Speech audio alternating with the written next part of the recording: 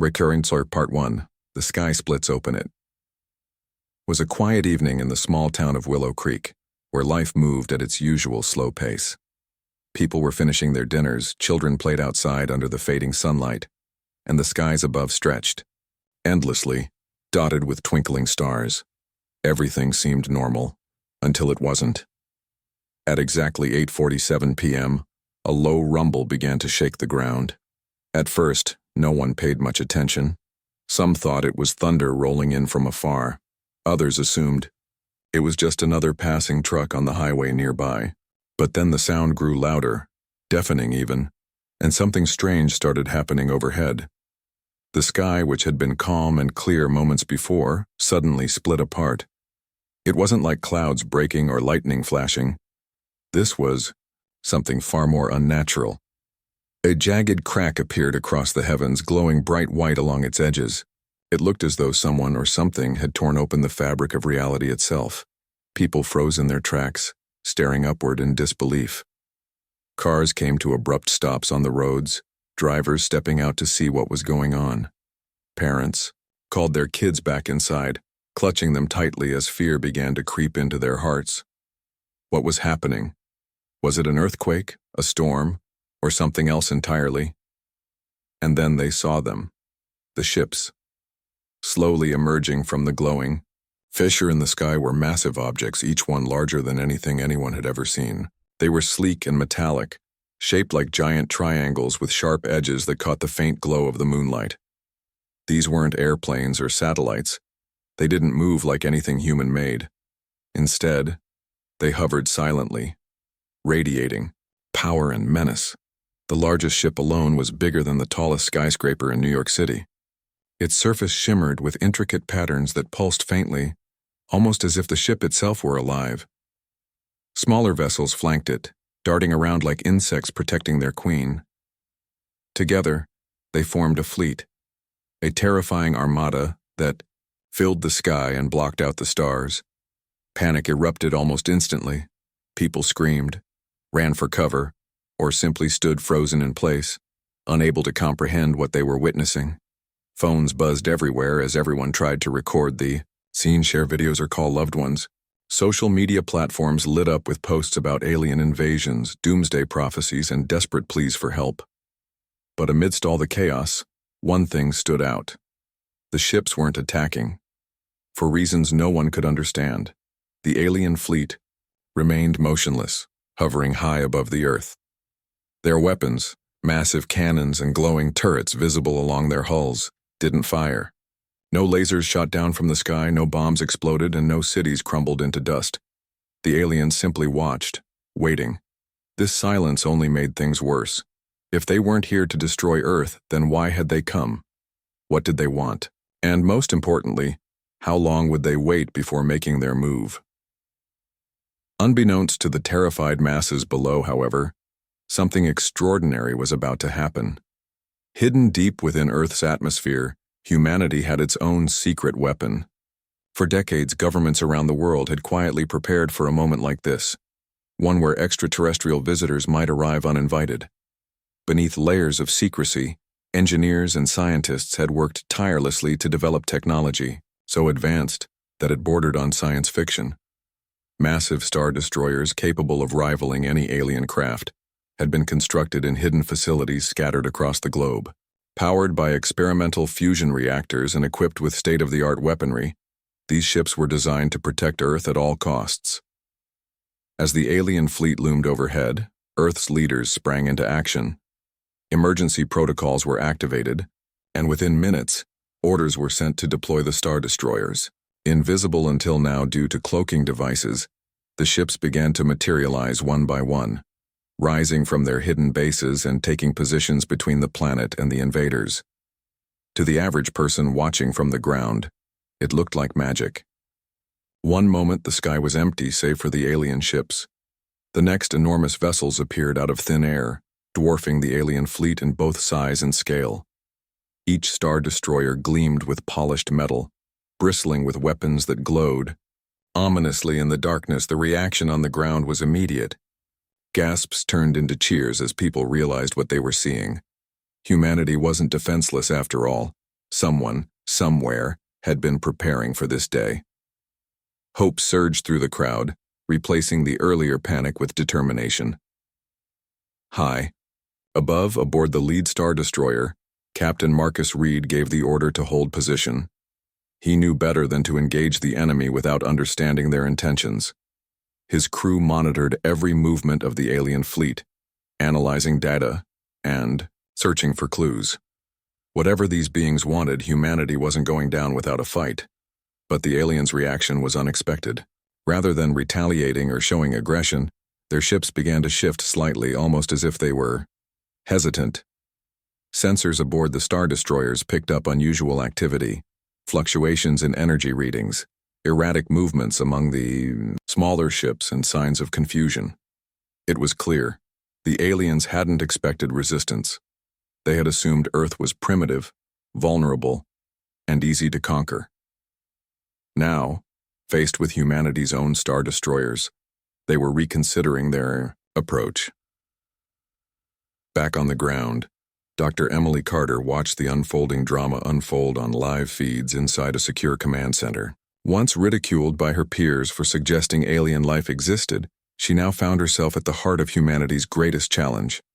Her theories, once dismissed as wild speculation, had proven true.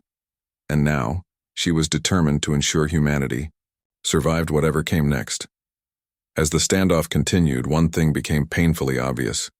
This encounter would change everything, not just for Earth, but for the entire galaxy. The question was, who would emerge victorious? While the world below stared in awe at the Star Destroyers that had suddenly appeared to challenge the alien fleet, the truth behind their existence remained hidden from public view. Few people knew about Project Sentinel, the top-secret program, responsible for creating these incredible machines. It was a story decades in the making, born out of fear, ingenuity, and humanity's relentless drive to survive. The origins of Project Sentinel traced back to the height of the Cold War. At that time, tensions between global superpowers were at an all-time high. Nuclear weapons loomed over every decision, and paranoia ruled the day. But amidst the chaos, something unexpected happened. A discovery so profound, it shifted humanity's priorities forever. In 1968, astronomers monitoring deep space noticed strange anomalies near Pluto's orbit. Objects too large to be asteroids or comets were moving in patterns that suggested intelligence. They weren't natural. The findings were classified immediately, shared only with select government officials and scientists. Fearing invasion, world leaders set aside their differences and formed an unprecedented alliance. For the first time in history, nations worked together, not to fight each other but to prepare for a potential extraterrestrial threat. Thus began Project Sentinel, a covert operation aimed at developing technology far beyond anything publicly known. Billions of dollars poured into research facilities hidden beneath mountains, deserts, and even oceans. Engineers, physicists, and computer scientists collaborated in secret, pushing the boundaries of human knowledge. Their goal was simple yet ambitious: create a defense system capable of protecting Earth from any alien force. One breakthrough came when a UFO reportedly crashed in Siberia. Though details were scarce, rumors spread that fragments of the craft had been recovered. Scientists reverse-engineered the debris, uncovering advanced materials and energy sources unlike anything on Earth. This newfound knowledge accelerated Project Sentinel's progress by leaps and bounds. By the early 2000s, the first prototype Star Destroyer was ready. Named Aegis I, it was a marvel of engineering. Powered by experimental fusion reactors, the ship could travel faster than light while remaining cloaked from detection. Its weapon systems included plasma cannons, EMP generators, and shields, strong enough to withstand asteroid impacts. Most importantly, it was designed to operate autonomously if needed, ensuring humanity's survival even in the worst-case scenario. Over the years, more ships followed: Aegis II, Aegis III, and so on. Each one improved upon its predecessor, incorporating lessons learned from simulations and real-world testing. By the time the alien fleet arrived in Willow Creek, Earth had a small but formidable fleet of Star Destroyers at its disposal. But building these ships wasn't easy. Every step forward came with challenges. Funding was tight, resources were limited, and secrecy was paramount. Even those involved in the project didn't know the full scope of what they were working on. Teams operated in isolation, piecing together components without understanding how they fit into the bigger picture. Only a handful of individuals, like Dr. Emily Carter, knew the truth. Emily had joined Project Sentinel as a young scientist, fresh out of graduate school. Her brilliance in quantum physics caught the attention of General Marcus Reed, who handpicked her for the team. Despite her talent, however, Emily faced skepticism from her male-dominated colleagues. Many doubted her abilities, dismissing her ideas as impractical or overly ambitious. One particularly humiliating incident occurred during a meeting where Emily proposed using quantum entanglement to enhance communication speeds between ships.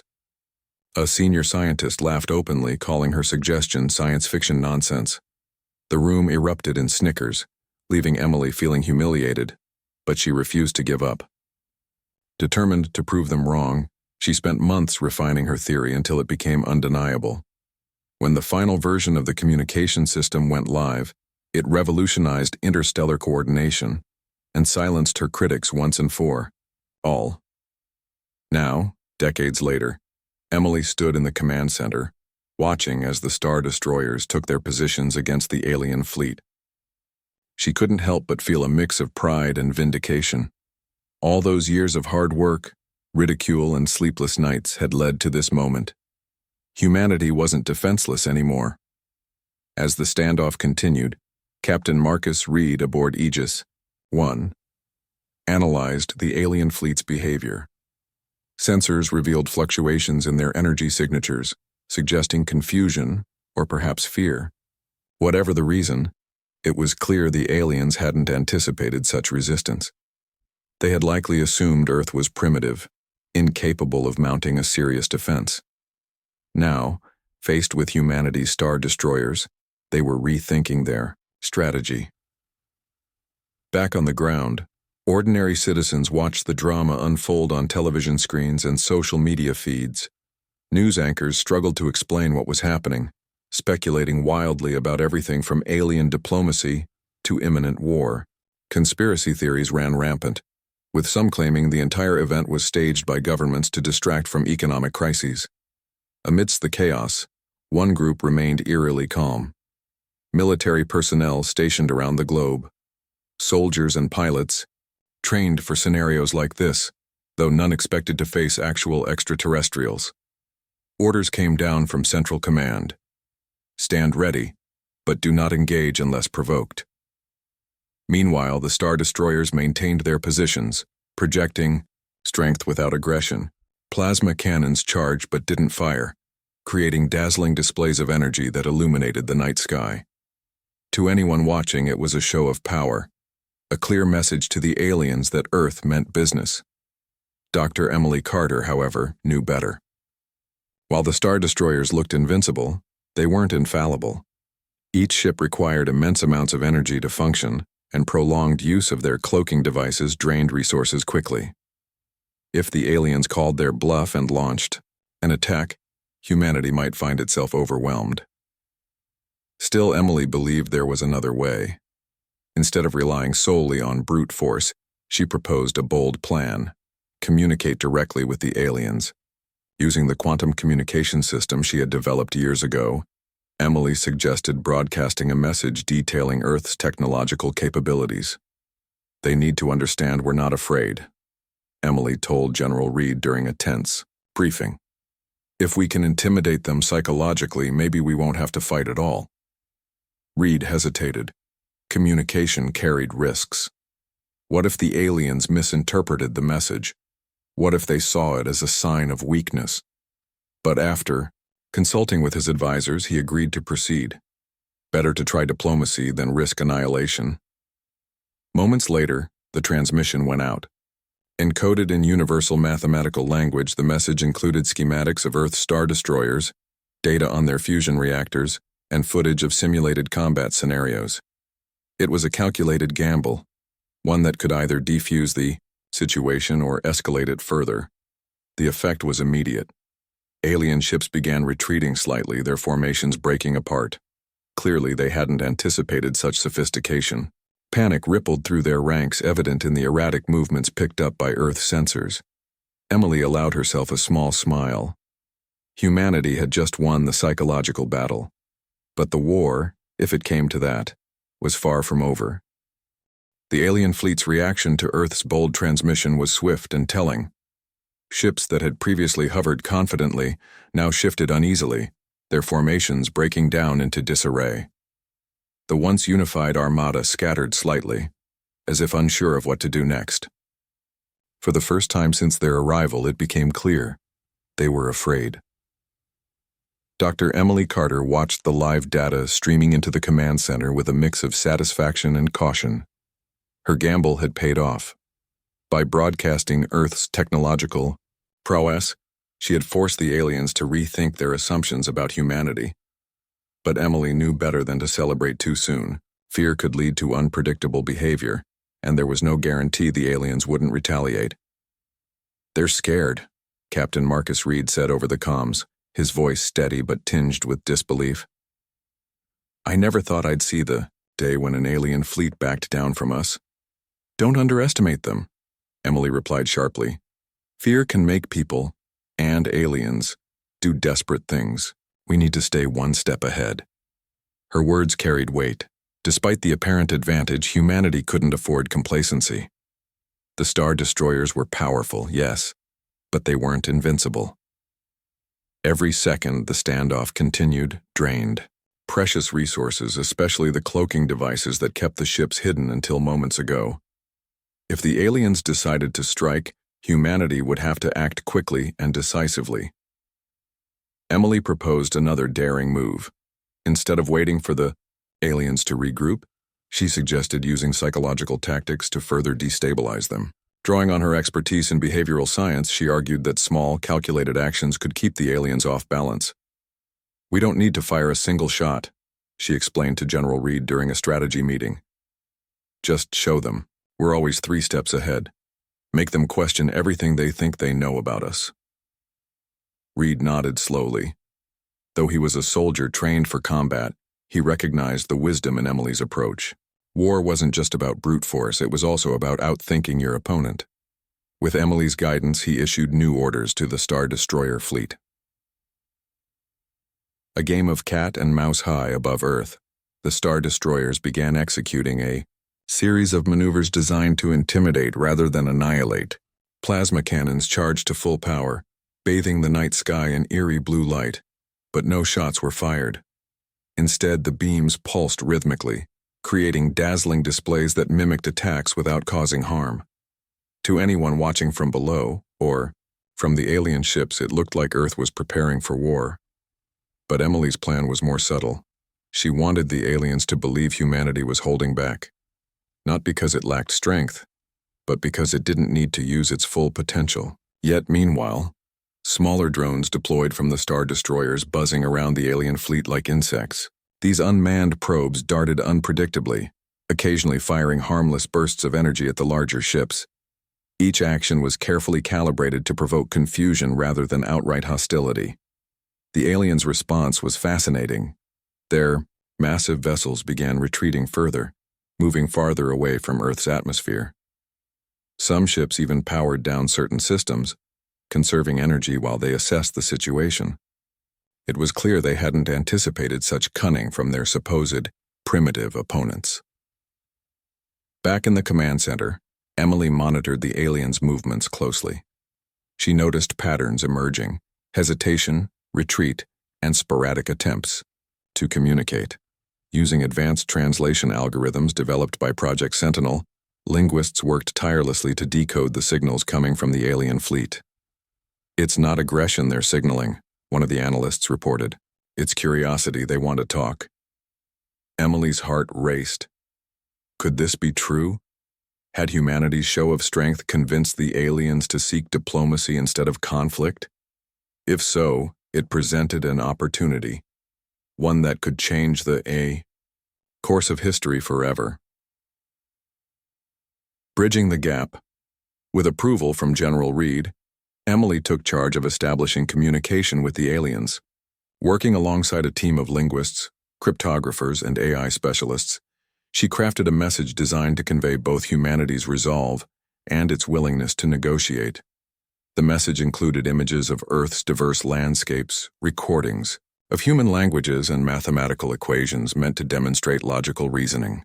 It also contained a clear statement: "We are not your enemies, but we will defend ourselves if provoked." When the message was transmitted, the wait felt agonizingly long. Minutes stretched into hours as everyone held their breath, wondering how the aliens would respond. Finally, a signal came back, not aggressive but cautious. Through painstaking analysis, the team deciphered fragments of the alien language. Words like knowledge, exploration, and peace began to emerge. Slowly, a clearer picture formed. The aliens weren't invaders bent on conquest. They were explorers who had misunderstood Earth's level of development. Seeing humanity's star destroyers had shocked them into realizing their mistake. "This changes everything," Emily whispered to herself as she read the translated text. General Reed agreed. "If they're willing to talk, then we owe it to ourselves and to future generations to listen." Negotiations commenced, facilitated by Emily and her team.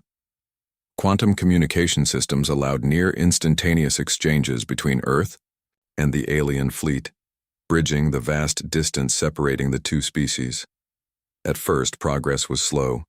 Misunderstandings abounded, and cultural differences made finding common ground challenging. But Emily refused to give up. Drawing on her years of studying extraterrestrial theories, she pushed through the barriers, finding ways to bridge the gap.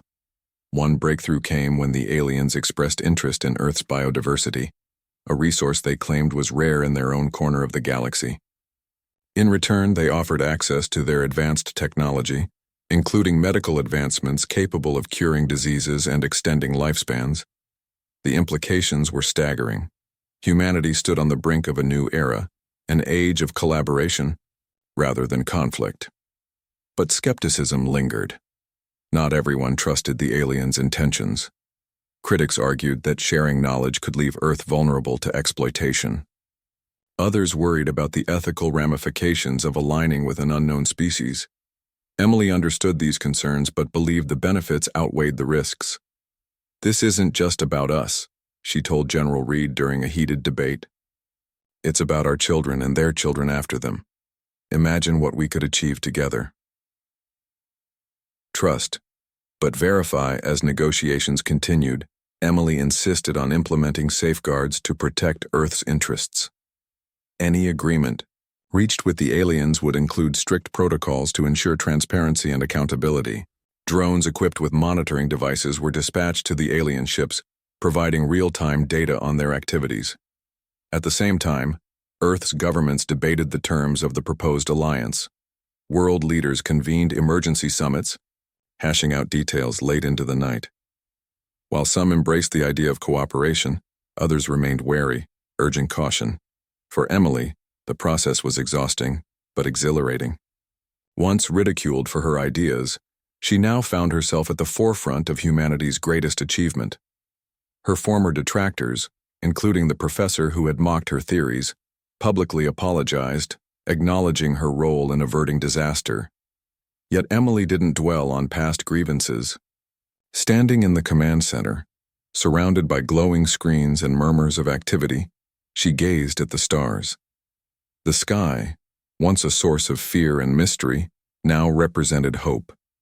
Humanity had proven itself capable of greatness, not through brute force but through unity and intellect. And somewhere out there among the infinite constellations, new adventures awaited.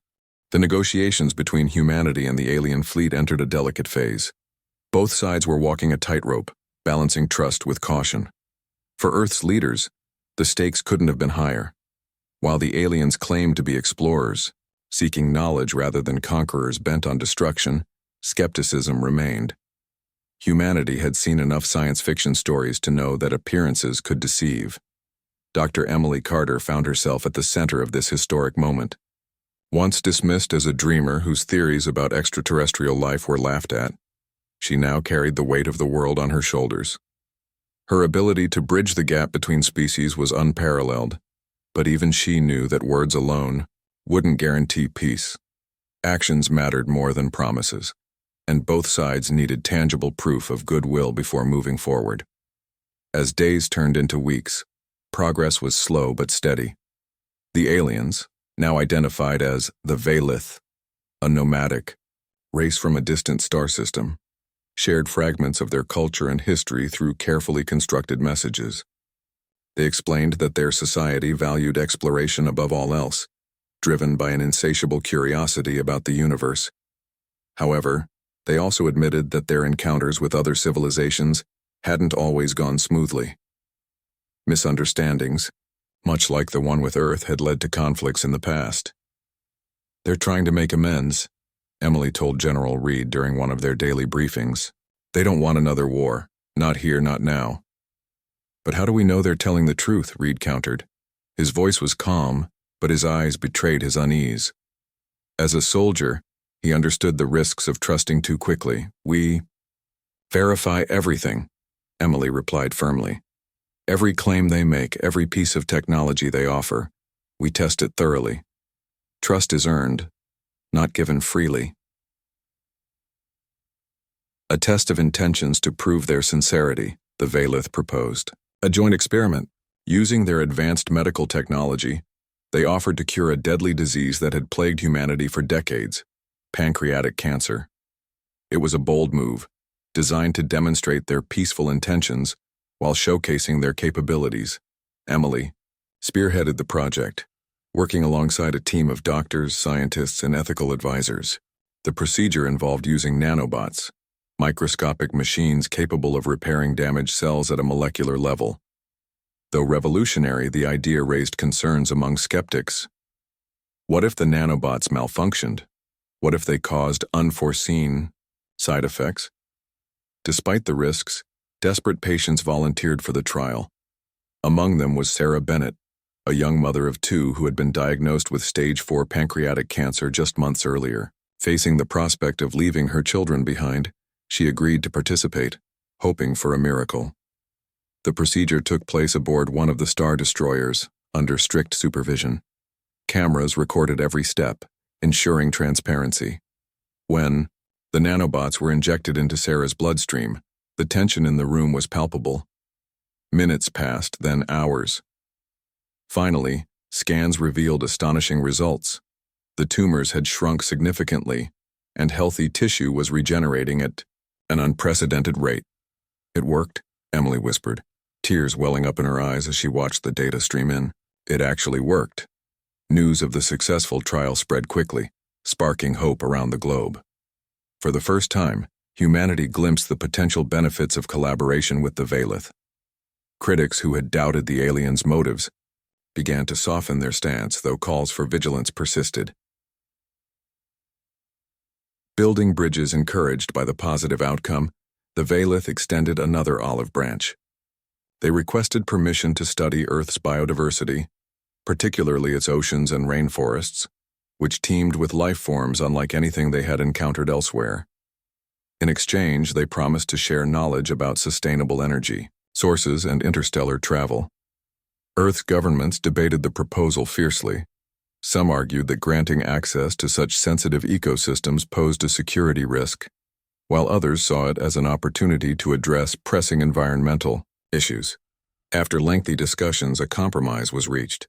The Veilith would be allowed limited access to designated areas, accompanied by human observers at all times. Emily played a key role in facilitating these exchanges. Traveling aboard the Star Destroyers, she acted as both diplomat and scientist, ensuring that protocols were followed and mutual respect was maintained. She marveled at the Veilith's technology, which seemed almost magical compared to Earth's. Their ships ran on clean energy harvested from quantum fields, producing zero waste. Their medical devices could heal injuries in seconds, and their communication systems operated instantaneously across vast distances. But what impressed Emily most was their philosophy. Unlike humans, who often prioritized individual gain over collective good, the Veilith viewed themselves as part of a greater cosmic whole. To them, every species, no matter how small or seemingly insignificant, contributed to the tapestry of existence. They see us differently, Emily remarked to General Reed during one of their conversations. Not as rivals, but as equals. Equals with flaws, sure, but equals nonetheless. Reed nodded thoughtfully. Maybe that's why they backed down when they realized we weren't helpless. Maybe they respect strength, not just physical power, but resilience, adaptability, and unity. Do our challenges remain? Despite the progress, challenges persisted. Not everyone welcomed the idea of working with the Valith.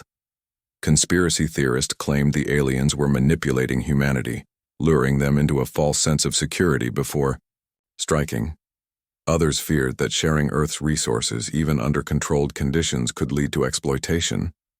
Protests erupted in major cities, with demonstrators demanding stricter oversight and accountability. Even within the scientific community, opinions were divided.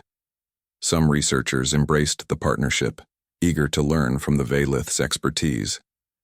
Others warned against becoming too dependent on alien technology, arguing that humanity should focus on developing its own solutions. Emily faced criticism from all sides.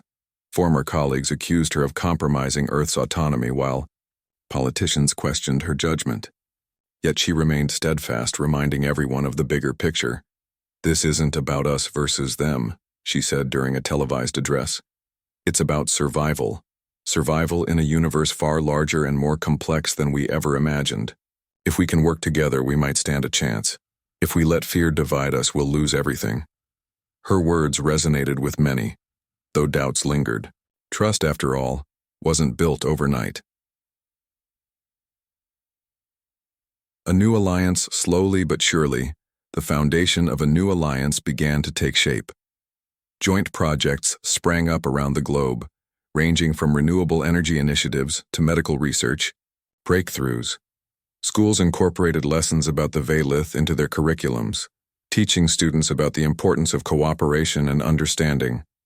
For Emily, the transformation was deeply personal. Once ridiculed for her ideas, she now stood as a symbol of resilience and ingenuity. Her former detractors, including the professor who had mocked her ambitions, publicly apologized, admitting that her vision had inspired their own work. Yet Emily didn't dwell on past grievances. Standing atop a hill overlooking the city, she gazed at the stars. The sky, once a source of mystery and fear, now represented hope. Humanity had proven itself capable of greatness, not through brute force, but through unity and intellect. And somewhere out there, among the infinite constellations, new adventures awaited.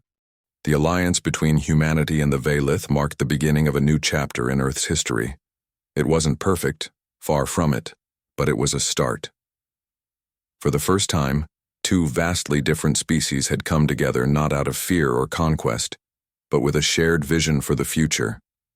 The journey ahead would be challenging, filled with uncertainty and occasional setbacks, but it also promised possibilities beyond imagination. Dr. Emily Carter stood on the observation deck of Aegis 1, watching as the final preparations were made for humanity's boldest endeavor yet, the launch of a joint human Valith space station orbiting Mars. Named Unity Station, it symbolized everything the partnership aimed to achieve, a blending of cultures, technologies, and aspirations. The station itself was a marvel of engineering. Built using materials and designs contributed by both sides, it combined Earth's rugged practicality with the Valith's sleek elegance. Solar panels stretched across its surface, harvesting energy from the sun, while quantum reactors powered advanced systems capable of sustaining life in the harsh Martian environment. Inside, laboratories buzzed with activity as scientists worked, side by side, sharing knowledge and pushing the boundaries of discovery. Emily watched as shuttles ferried crews back and forth, carrying humans and Valith alike. The sight filled her with pride. Just months ago, these two groups had been on the brink of war. Now they worked together seamlessly, united by a common goal. Lessons learned as humanity adjusted to this new reality. Lessons emerged, not just about the Valith, but about themselves. The encounter had forced people to confront their deepest fears and insecurities. Fear of the unknown, fear of being powerless, fear of losing control. All these emotions had surfaced during the initial standoff. But so too had courage, resilience, and ingenuity. For Emily, the experience had been transformative. Once ridiculed and dismissed, she now found herself celebrated as a hero. Her theories, once mocked, had proven true. Yet she knew better than to let success go to her head. Humility, she believed, was key to navigating this new era. "We're still learning," she told a group of students during a lecture at a university. "Every day brings something unexpected. Every challenge teaches us something new. That's what makes this adventure so exciting and so humbling." Her words resonated deeply. Around the world, classrooms buzzed with discussions about interstellar diplomacy, biodiversity conservation, and sustainable living. Textbooks were rewritten to include chapters on the Valith, emphasizing the importance of cooperation over conflict. Even skeptics began to soften their stance. While some remained wary of fully trusting the aliens, they couldn't deny the tangible benefits of the partnership. Diseases that had plagued humanity for centuries were eradicated thanks to Valith medicine. Renewable energy solutions powered cities without harming the environment. And advancements in space travel opened doors to exploration previously thought impossible. Facing the unknown, of course, challenges remained. Not everyone embraced the alliance wholeheartedly. Protests continued in certain parts of the world, with critics accusing governments of prioritizing alien interests over human needs. Others feared that reliance on Valith technology could weaken Earth's own innovation. Emily understood these concerns. She often reminded herself and others that trust was earned through consistent action. To address skepticism, she advocated for transparency in all dealings with the Valith. Regular updates were shared with the public, detailing ongoing projects and their outcomes. Independent oversight committees were established to ensure accountability. At the same time, efforts were made to safeguard Earth's autonomy. Human scientists collaborated closely with their Valith counterparts, ensuring that knowledge flowed both ways. Instead of simply adopting alien technology, researchers adapted it to suit Earth's unique needs. This approach fostered innovation while preserving independence. One breakthrough came when a team of engineers developed a hybrid propulsion system, combining Earth's chemical rockets with Valith quantum drives. The result was a spacecraft capable of reaching distant stars within weeks rather than decades. Dubbed Odyssey 1, the vessel became a symbol of humanity's growing confidence in exploring the cosmos. A legacy of hope as years passed. The partnership deepened. Joint missions ventured farther into space, mapping uncharted regions of the galaxy and making contact with other civilizations. Some encounters were peaceful. Others ended in tense standoffs resolved through diplomacy. Each interaction added to humanity's understanding of the universe and its place within it. Back on Earth, society underwent profound changes. Borders became less rigid as nations worked together toward shared goals. Resources were distributed more equitably, reducing poverty and inequality. Education systems evolved to emphasize critical thinking, creativity, and empathy, the skills needed to thrive in an interconnected world. For Emily, the most rewarding aspect was seeing how far humanity had come. Once divided by fear and mistrust, people now looked to the stars with hope and wonder. Children dreamed of becoming astronauts, scientists, or diplomats, eager to contribute to humanity's collective journey. Standing on the hill overlooking Willow Creek, the very town where the alien fleet had first appeared, Emily reflected on the road traveled.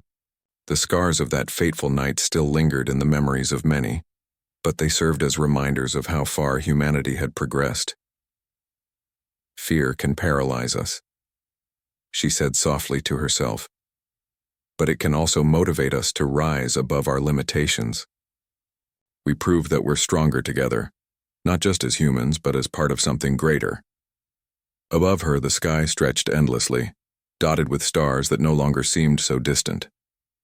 Somewhere among them, the Valith fleet continued its explorations, occasionally sending messages of goodwill and updates on their discoveries. Humanity, once isolated on a small blue planet, now stood shoulder to shoulder with beings from another world, and somewhere out there, amid the infinite constellations, new adventures awaited. Looking ahead, in the years to come, humanity would face trials that tested its resolve. Conflicts would arise, both internal and external. Mistakes would be made, lessons learned, and bonds strengthened. But through it all, one truth remained undeniable. The encounter with the Valith had changed everything. What began as a moment of terror had blossomed into an era of collaboration and discovery. The Star Destroyers that once defended Earth now served as vessels of exploration, carrying humanity to places it had only dreamed of. The Valith, once feared as invaders, became allies and friends, teaching valuable lessons about coexistence and curiosity. For Dr. Emily Carter, the journey was far from over. Though honored and celebrated, she remained grounded, driven by a relentless desire to learn and grow.